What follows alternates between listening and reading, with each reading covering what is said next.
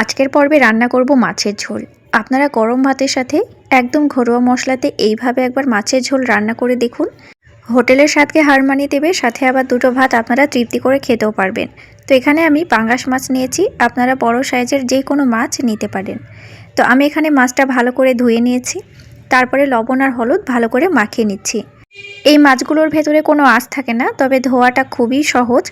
আপনারা চাইলে এই মাছের ভেতরে যে আঁশটে গন্ধ আছে সেটা দূর করার জন্য হালকা করে একটু পাতিলেবুর রস দিয়ে দেবেন, তাহলে আঁশটে গন্ধটা চলে যাবে।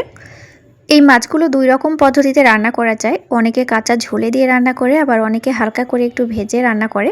তো আমি একটু হালকা করে ভেজে নিচ্ছি। দেখুন বাদামি কালার হালকা করে একটু ধরে গেছে, এবার আমি উঠে নিচ্ছি। তবে বন্ধুরা, এই মাছগুলো ভাজার সময় সাবধানে ভাজবেন, এই মাছগুলো ভাজার সময় অনেকটা তেল ছিটকে যায়।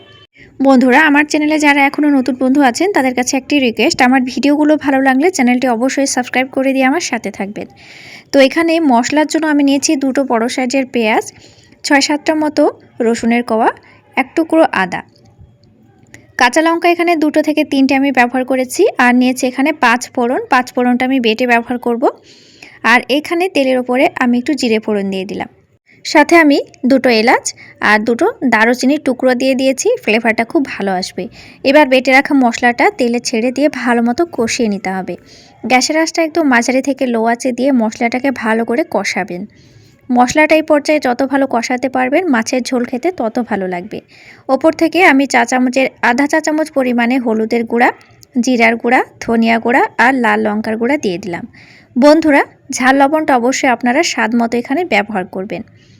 দেখুন বন্ধুরা, মশলাটা ঠিক এইভাবে আপনারা কষাবেন, তাহলে কিন্তু হোটেলের স্বাদকে হার মানিয়ে দেবে আজকের এই মাছের ঝোল। তো এবার আমি এখানে একটি টমেটোকে মিহি করে পেস্ট করে নিয়েছি, দিয়ে দিলাম। আপনারা চাইলে একদম ছোট ছোট করে কুচি করেও দিতে পারেন। এবার 2 কাপ পানি দিয়ে গামাখা করে পাঙ্গাস মাছের পিসগুলো দিয়ে দেব। 1 থেকে 2টো বলক যখন উঠে আসবে গরম মশলা ছড়িয়ে নামিয়ে নেবেন। গরম ভাতের সাথে একবার খেয়ে দেখুন, হোটেলের স্বাদকে হার মানিয়ে দেবে। আর যারা পাঙ্গাস মাছ খায় না তারাও আজকের রেসিপিটি দেখার পরে আশা করি একবার হলেও ট্রাই করবেন। তাহলে ভিডিওটা কেমন লেগেছে আমাকে কমেন্টের মাধ্যমে অবশ্যই জানিয়ে দেবেন।